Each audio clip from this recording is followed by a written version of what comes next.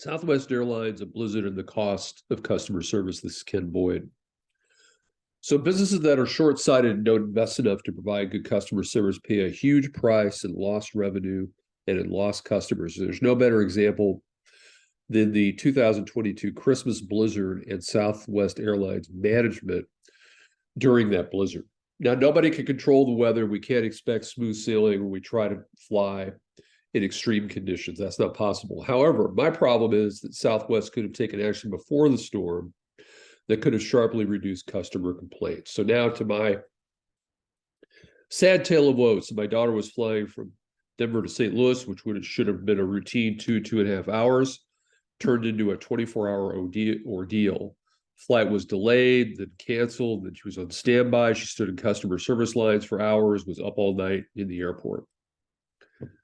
Fortunately, she did make it home out of Denver and made it home for Christmas. If she didn't make that flight, it could have been 3 to 4 days before she made it home. Now, in fairness, the weather was awful.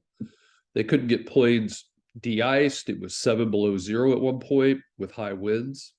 Very, very difficult to operate in. But let's set aside the weather issue and talk about the financial hit to Southwest and the 2 steps the airline could have taken before it all hit the fan.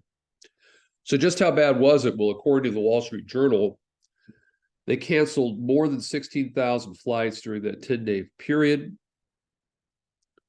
It reduces their net income by hundreds of millions of dollars. They're taking a $400 million loss for all the reimbursements and payments to travelers, overtime for employees, and other related costs. So a $400 million hit to Southwest. Here are the big factors that contributed to the loss. Southwest said that its crew scheduling system, its IT system, couldn't keep pace with the number of changes they had to make, seizing up and eventually requiring the airline to manually assign pilots and flight attendants. You can imagine the cost to do it manually.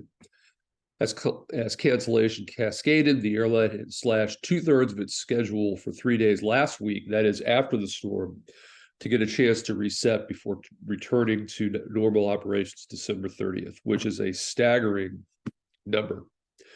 There are 2 changes, I think, that had Southwest put these in place would have helped reduce the impact of the storm financially and to customers. The first is the answer to the question, where is my luggage? Every piece of bag should have a GPS tracking device attached.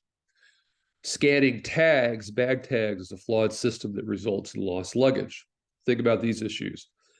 Maybe a bag tag doesn't get scanned. Maybe it's scanned, but the luggage never makes it on the flight that was scanned into the system. And the baggage is torn or wet because of being loaded or unloaded in snow or rain, or even missing.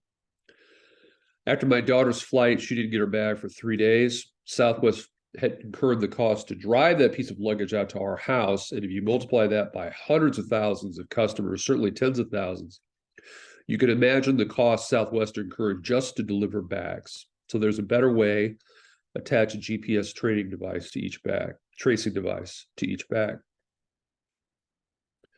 Customers use GPS all the time. It's not that expensive. Samsung, if you Google it, makes a smart tag that you can attach to keys, wallets, and other things for $20.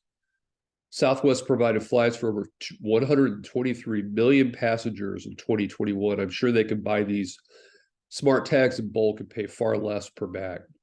Let's say, for example, that the price adds $5 to the smart device. The smart device adds $5 to the cost of each ticket. You check your bag. The attendant puts the smart device on your luggage, gives you a link to find the location of the bag. The agent also puts your GPS information into the Southwest computer system. So for an extra $5, Southwest passengers and the airline can track the location of any bag.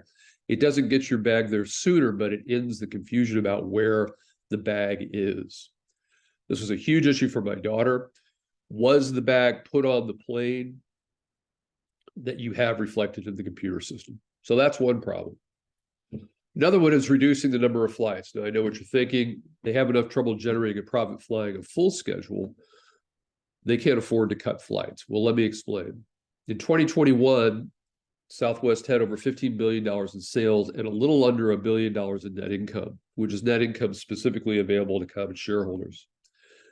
Now, net income divided by revenue is only 6.7%, which is a pretty thin margin, because that means that they're only making 6.7 cents on every dollar that comes in the door. That's not much of a profit cushion if things go wrong. Also in 21, the airline averaged nearly 3,000 flights a day, and 81.2% were on time, which is a good average for the industry. The problem comes in that a typical Southwest plane may fly 3 to 4 different flights a day. More flights increases the odds of problems, of bad weather, mechanical problems, or a crew staffing issue. So think about the cost incurred when a flight is delayed or canceled. Labor costs, you've got ticket agents and baggage handlers spending time trying to help customers solve problems. Tech costs. IT systems have to be pushed in order to resolve problems. The more pressure you put on a computerized system, the more likely it is to malfunction or crash. That's what happened with their staffing system. And finally, reimbursing customers. Southwest is giving out frequent flyer miles, which result in free flights later that don't generate revenue. Plus, they're reimbursing people for food, lodging, and flights on other airlines. So let's add all that up and consider that if the average ticket price for a canceled flight, let's say, is $300, the costs I listed above, prior slide, almost completely wipe out the $300 in revenue. It may even generate a loss. And the most important damage is to brand loyalty. Will customers keep flying Southwest? So my point is that Southwest delivers a great customer experience with maybe 80% of the current flights scheduled. They'd be much better off financially. To get more information on accounting and finance, you can subscribe at conference room